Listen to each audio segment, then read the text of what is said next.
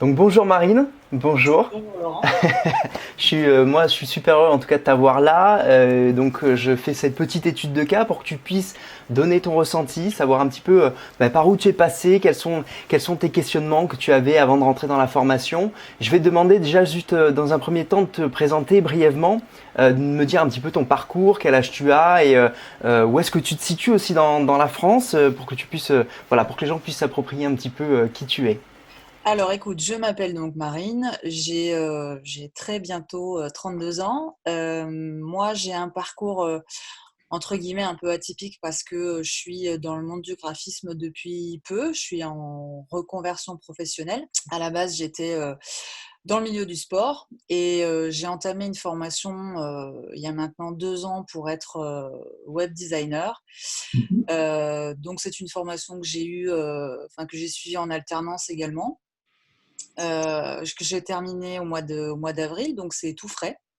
D'accord. Alors c'est vrai qu'il y avait une grosse partie web dans cette formation, d'où le titre, mais bon, on a quand même appris vraiment toute la partie technique de maîtrise des logiciels, etc., jusqu'à la partie développement, qui n'était pas forcément une partie qui m'attirait au départ. Mais voilà, pour des raisons, on va dire, logiques, bon, j'ai repris mes études à 30 ans, donc je suis pas repartie dans un cycle, je suis allée au plus vite, on va dire.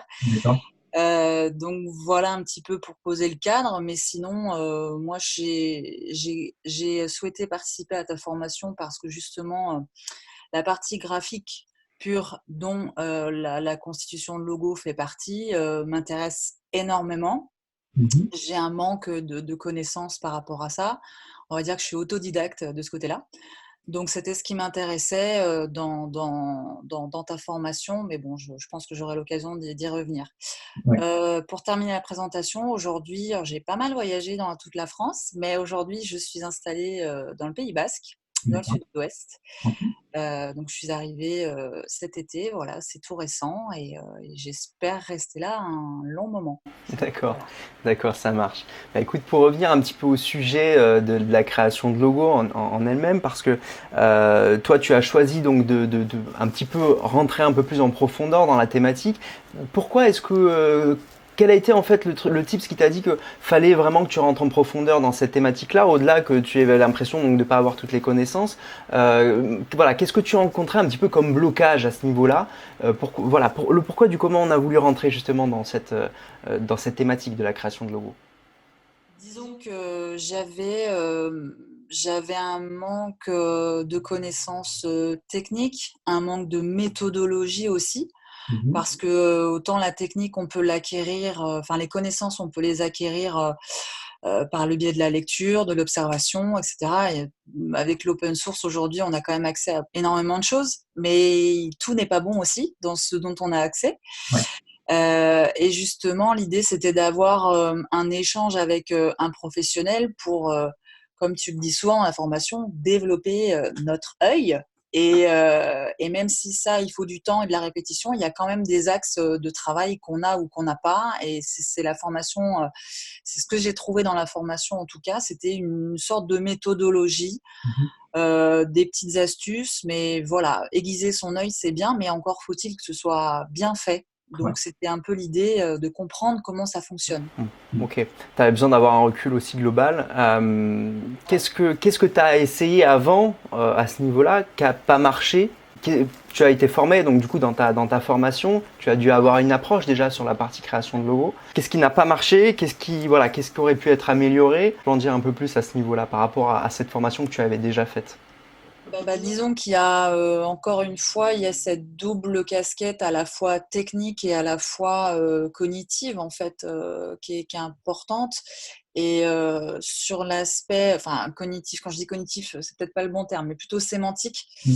Bien sûr. Sur l'aspect technique, il manquait justement des repères par rapport aux proportions, par rapport à l'aspect global et purement esthétique Mm.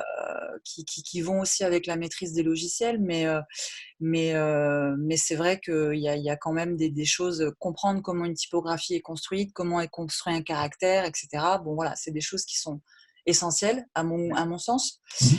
Et puis sur l'aspect sémantique aussi, ce qui est intéressant avec la formation que tu proposes, c'est justement d'aller plus loin dans la représentation visuelle pure et dure d'un Mhm. concept, d'une idée ou d'un produit.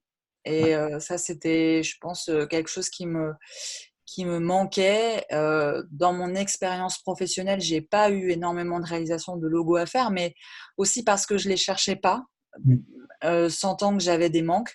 Ouais, Euh, donc, euh, donc voilà, c'était aussi un manque de confiance aussi que j'avais de ce côté-là. Et le ouais, peu de logos que j'ai réalisé, il y avait toujours quelque chose qui n'allait pas, mais j'arrivais pas à mettre le doigt dessus en fait. Je ouais. mettais pas de mots dessus. Un problème de proportion, un problème voilà d'interlettrage, un problème de et finalement je j'arrivais pas à mettre le doigt dessus, donc voilà, j'avais besoin de ça. D'accord, ouais, très bien. Donc, bah, du coup, la question elle vient naturellement, mais du coup, avec le recul, qu'est-ce que tu fais différemment? Même pour parler très précisément, hein, des points très précis, qu'est-ce que tu fais différemment quand tu abordes une création de logo par rapport à ce que tu faisais avant? Bah, déjà, j'ai un peu plus de méthode maintenant. D'accord. Ça part un petit peu moins dans tous les sens. Mhm. Donc dans un premier temps, je dirais que j'accorde un peu, enfin beaucoup plus même d'importance à justement l'aspect sémantique. D'accord. Donc je vais pas dire que je commence par ça, mais maintenant c'est 50-50. Je Mhm. prends autant en considération l'aspect esthétique que l'aspect sémantique, avec toutes les astuces que tu as pu nous donner sur le fait justement d'éviter de tomber dans des clichés, de Mhm. chercher des choses impactantes, etc. Donc déjà, ma méthodologie a changé. Et puis, tout vraiment les détails techniques aussi que tu donnes dans la formation sur justement cette histoire ouais, d'interlettrage, cette manière, ces petites astuces pour dégraisser des caractères ou au contraire ajouter de l'impact, jouer avec une typographie aussi, retravailler une typographie. Moi, j'ai dit jouer parce que C'est ça? prends. Voilà, c'est un peu Ok. le but aussi, c'est de se faire Ah, plaisir. ok. Mais cette manière de rendre finalement quelque chose de commun quand on prend une typographie auquel tout le monde peut avoir accès et vraiment de la personnaliser.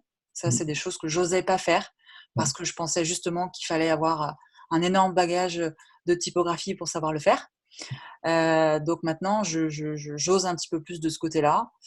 Et j'ai progressé aussi, je pense, sur ces histoires de proportions, euh, qui étaient un peu et qui sont un peu faussées parce que quand on regarde les logos qui nous entourent, même s'il y a des choses qui sont très jolies, Mhm. mais Mhm. parfois il y a, comme tu dis, des erreurs qui sont impressionnantes et pourtant sur des choses qu'on voit tous les jours. Disons qu'on on peut pas parler d'erreur, mais il y a à un moment Pas donné, d'erreur, mais voilà, il y a tellement de choses qui nous entourent, et même j'ai envie de dire, le logo d'Apple que j'ai devant moi, devant l'ordinateur, est pas forcément le meilleur logo de la Terre, si on doit considérer ce que moi j'enseigne et la manière dont je veux l'enseigner. Maintenant, ça veut pas dire que tout ce qui nous entoure c'est pas bon, mais le problème c'est qu'on est face à des grands logos qui n'ont pas spécialement toutes les caractéristiques visuelles que j'aime vous enseigner et que je veux vous enseigner parce qu'il faut aller vers ces caractéristiques-là, qui sont des caractéristiques qui ne sont pas du tout basées sur les tendances, mais qui sont basées sur les caractéristiques de l'œil, la manière dont l'œil regarde les choses, la manière d'ouvrir les blancs dans une forme pour qu'elle soit lisible à n'importe quelle échelle. Et ça, c'est des choses qu'on ne retrouve pas forcément partout. Et voilà. Et donc ça, moi, je suis assez content voilà, d'entendre ce genre de retour. Et ça permet de voir, en effet, aiguiser son œil. Je le dis tout le temps, mais c'est ça. C'est vraiment d'avoir cet aspect-là et de pouvoir switcher justement dans ces anciennes considérations et pouvoir maintenant avoir un regard critique aussi sur tes créations. C'est très bien. Du coup, bah, c'est quoi la Marine avant la formation et Marine après la formation? Qu'est-ce que tu m'as parlé un petit peu de confiance en toi? Qu'est-ce que ça a changé pour toi dans ton approche? Bah, automatiquement, à partir du moment où on pose une organisation, on pose une méthodo, on pose, voilà, on sait enfin, on va se poser toujours plus ou moins les mêmes questions. Mhm. On génère de la confiance, je pense, Mhm. parce que ce qu'on fait devant notre ordinateur, c'est une chose, mais après, ce qu'il va falloir aller proposer aux clients, c'est autre chose. Donc, le fait d'avoir une méthode, je pense que ça permet aussi d'arriver quand même avec des billes et de pouvoir défendre un petit peu ce qu'on propose. Parce que ça aussi, c'est un autre débat. Donc la marine avant, effectivement, partait un petit peu dans tous les sens et cherchait peut-être un peu trop, finalement, je vais pas dire copier, mais quelque part, je m'inspirais peut-être un petit peu trop de ce qui se faisait autour. Mhm. Et du coup, j'étais un peu dans la reproduction plutôt que finalement vraiment personnaliser un projet et répondre à des attentes précises. Je ne sais pas si je me fais bien comprendre, mais Tout à fait. là, dans la formation, j'ai suivi l'étude de cas sur l'agence immobilière. Je pense qu'avant, je ne l'aurais pas abordé de la même manière. J'aurais peut-être cherché effectivement à moderniser quelque chose de déjà vu, plutôt que vraiment de partir un peu de zéro et de me focaliser sur l'entreprise qui était concernée par le projet et de développer quelque chose autour de ça. Voilà. Qu'est-ce que tu dirais à des personnes qui étaient comme toi au moment de passer à l'action, qui sont face à leur ordinateur, prêtes à rejoindre la formation, mais qui hésitent encore parce que c'est peut-être un truc en ligne, on ne sait pas trop, le mec, est-ce qu'il existe vraiment physiquement? Est-ce que, voilà, on est derrière l'ordinateur et puis on se dit, mince, mais est-ce que ça va être vraiment bien? Qu'est-ce que tu dirais à ces personnes-là qui sont en doute? Bah écoute, moi j'ai quand même beaucoup regardé et recherché des formations de ce type en ligne. Et je sais pas, il y avait toujours quelque chose qui me freinait au moment de passer à l'action. Moi, j'ai commencé par suivre déjà ta chaîne avant même de commencer à m'orienter vers la formation. C'est comme ça que je t'ai connu et que j'ai connu ton travail. Mhm. Donc déjà d'emblée, j'ai adhéré à ta méthodologie, j'ai adhéré aussi à ta philosophie. Ouais. Donc déjà, ça, c'était un premier feeling. Et puis ensuite, sur cette formation, déjà, elle est claire. L'avantage qu'on a aussi, c'est que tu as quand même tu nous fais beaucoup de retours aussi concrets, parce que Mhm. moi, je suis quelqu'un qui enfin, c'est peut-être pas banal de dire ça pour quelqu'un qui fait du créatif, mais je suis quand même assez les pieds sur terre. Et Je c'est connais vrai pas qu'on du aime bien avoir quand même des retours de vraiment ce qui se passe dans la réalité des choses, dans la réalité de l'action. tout.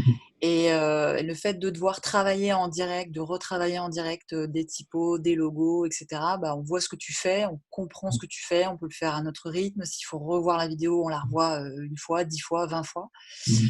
Le fait aussi que tu sois relativement accessible. Enfin, moi, j'ai eu la chance d'avoir aussi des échanges hors formation avec toi, donc ça aussi, donc, je confirme que tu existes bel et bien. C'est rassurant. Et puis non, c'est ta manière d'aborder les choses qui est simple et je vais parler franchement, mais tu n'es pas là à nous étaler un savoir, en fait. Tu vas droit au but en nous disant, voilà, il y a telle et telle problématique. Moi, je vous donne mes solutions.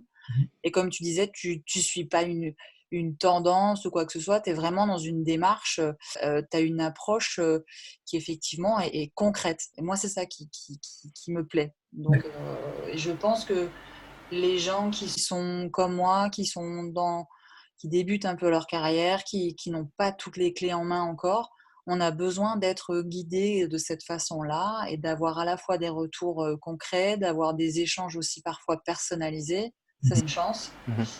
Et puis d'avoir aussi des documents, c'est-à-dire que tu ne nous balances pas les vidéos comme ça, et puis tu nous laisses dans la nature. Derrière, on a des traces écrites qu'on peut garder. Enfin, moi, je trouve ça vraiment très complet. Bon, Je très dis bien. pas ça parce que tu me demandes de Ouais. répondre à ta question, mais en tout cas, c'est ce qui m'a donné envie de suivre la formation, même si je savais pas tout ça au début. Mais c'est ton approche déjà, ta personnalité, ton approche, ton travail aussi, parce qu'il faut pas se leurrer. Je suis allée voir ce que tu fais. Et voilà, ta manière de présenter les choses, où tu sais où tu vas, quoi. Ouais. D'accord. Bon, bah c'est bien. En tout cas, je pense que ça va permettre d'aider à de nombreux graphistes qui se posent la question, mais est-ce qu'on y va, est-ce qu'on n'y va pas? Je pense que ce qui est important aussi, aujourd'hui, on se forme avec beaucoup de choses sur Internet. On peut aller voir tout ce qu'on veut. Ouais, mais il y a Euh, beaucoup de mauvaises choses, il justement. y a beaucoup de moyennes choses parce Enfin, qu'aujourd'hui, de moyennes choses. Je vais pas dire mauvaises, bah, il y a mais du mauvais aussi. Je ne vais pas prêcher pour ma paroisse, mais quoi qu'il en soit, forcément, quand on est face à un professionnel qui a monté une agence de communication derrière, On peut se dire que forcément, c'est un petit peu plus solide que quelqu'un qui s'est lancé comme ça à faire 3-4 cours de formation. Donc, c'est peut-être comme ça aussi que ça a pu donner de la confiance aussi extérieure, voilà, pour pouvoir passer à l'action. Bon, bah, en tout cas, je te remercie pour cet échange, pour ce témoignage. Est-ce que tu as quelque chose à ajouter et un moment particulier que tu as retenu dans la formation, un moment, s'il y a quelque chose en particulier qui t'a marqué? Chaque vidéo a plus ou moins ses aspects, ses moments importants. Après, moi, ce qui m'a fait beaucoup sourire, c'était tes petites vidéos que tu fais tous les 5 ou 6 modules, des espèces de vidéos de motivation là, amènent un côté humain en fait aussi à la formation, même si c'est pas en direct, mais voilà. Le premier webinaire aussi. J'avais jamais fait ça encore. Bon, je connaissais le principe, mais j'avais jamais participé. Et ça, c'est vraiment intéressant parce que pour le coup, on est face aussi au travail d'autres personnes dont on ne connaît pas le parcours, le bagage, etc.